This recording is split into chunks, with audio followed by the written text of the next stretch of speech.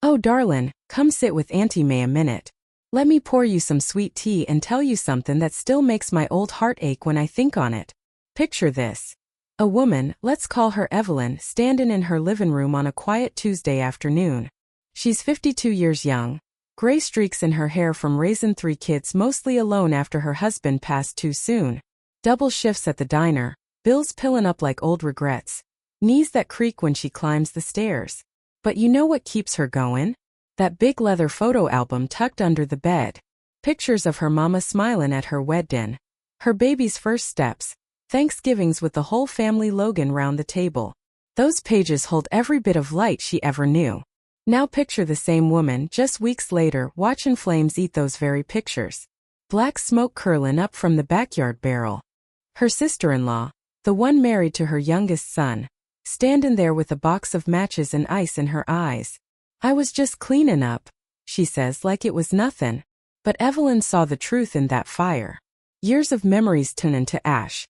Her whole history gone in minutes. Lord child, I felt that burn deep in my own chest when Evelyn told me. The kind of pain that don't show on the outside but eats you from within. How does a woman endure that kind of betrayal from family? From someone who's supposed to be kin? And here's the part that still twists my stomach. When Evelyn finally opened what little was left of that album, the few scorched pages her daughter managed to save, what she found inside broke her in ways the fire never could. Settle in, sugar. This ain't just a story. It's a warning. And it's about to get a whole lot worse before the light finds its way back. Let's go back to the beginning, darlin', so you can feel how this storm gathered. First came the quiet dismissals. Evelyn had always been the steady one. After Harold died, she kept the house runnin'. The lights on, the grandbabies fed when they came over. Her son Michael, Lord, he was her pride, married Lisa 5 years back. At first Lisa was all smiles, callin' Evelyn mama, and bringin' store-bought pies to Sunday dinner. But slowly things shifted. Little comments at first. You really oughta update this old furniture, Mama Ev. Eye rolls when Evelyn pulled out the photo album at family gatherings. Not those dusty pictures again. The family laughed it off, but Evelyn felt each one like a slap. Lisa would change the subject, talk right over her stories. The grandbabies started callin' Lisa mommy. More than they called Evelyn anything at all. Evelyn swallowed it. She always did. Family's family, she'd whisper to herself, wiping tears in the kitchen after everyone left. Then came the silent endurance.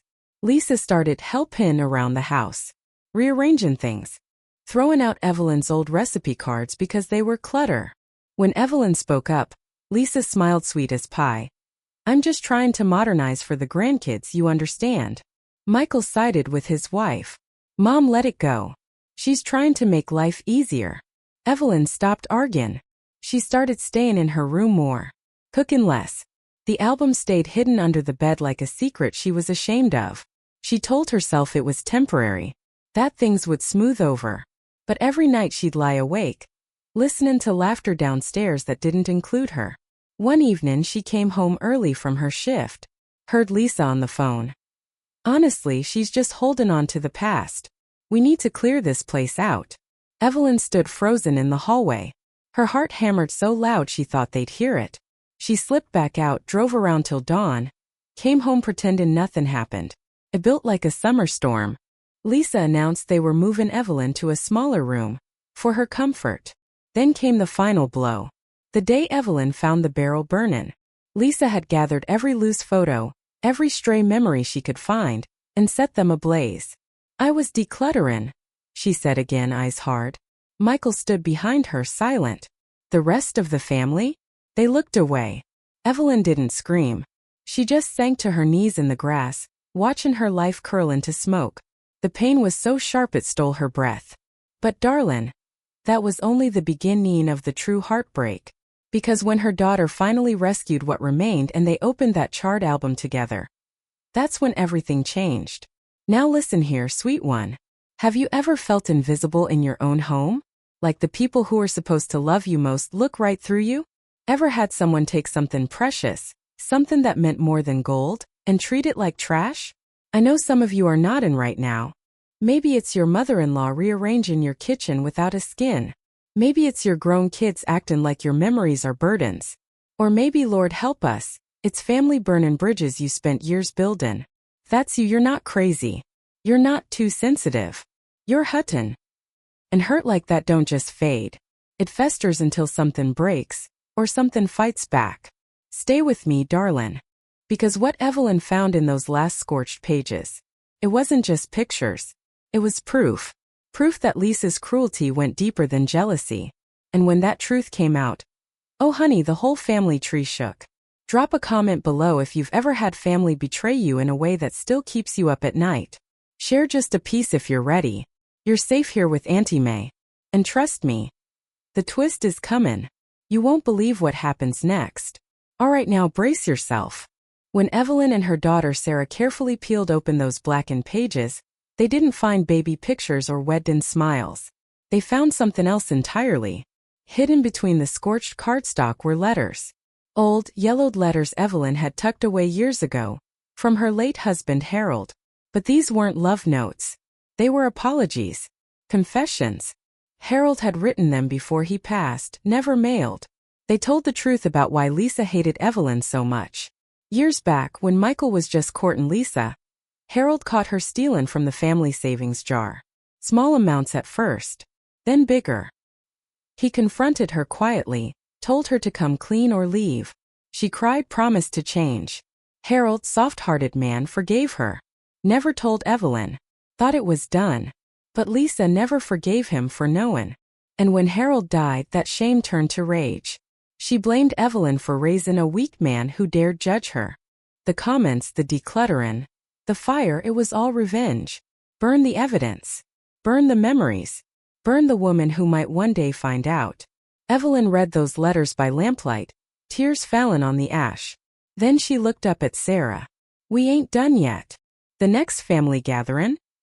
Evelyn walked in calm as Sunday morning. Set the charred album on the table. Opened it to those letters. Read them aloud, voice steady as steel. Lisa went white. Michael stared like he'd been slapped. The room went dead silent. Then Evelyn spoke. I forgave a lot. But burnin' my memories? That's where I draw the line. And that's when the real fire started. But this time it was truth comin' out, not memories goin' up in smoke. So here we are, darlin'. The smoke cleared.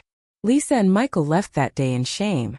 Apologies came later, slow, stumblin' ones. But Evelyn didn't rush to accept. She took time. She healed. She started small. Framed the few salvaged photos. Started a new album. Filled it with new memories, her daughter's wedding, grandbaby's birthdays, her own gray hair in the mirror smilin' back proud.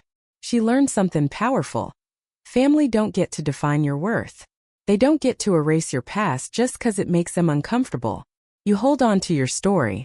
You protect it. And when someone tries to burn it down, you rise from the ashes stronger. Evelyn's still here. Still workin' the diner. Still tellin' stories. But now she tells them loud. No more hidin' the album. No more swallowin' hurt. If you're carryin' something heavy today, know this, your pain is real. Your memories matter. And you deserve people who cherish both. If this story touched you, hit that subscribe button. Share your own story in the comments. Auntie Mae reads everyone. Like, share this video with someone who needs to hear they ain't alone. Because at the end of the day, sugar, we're all just trying to keep our pictures from burnin'. Love you. Mean it. And remember, your light don't dim just 'cause someone tries to snuff it. Take care now.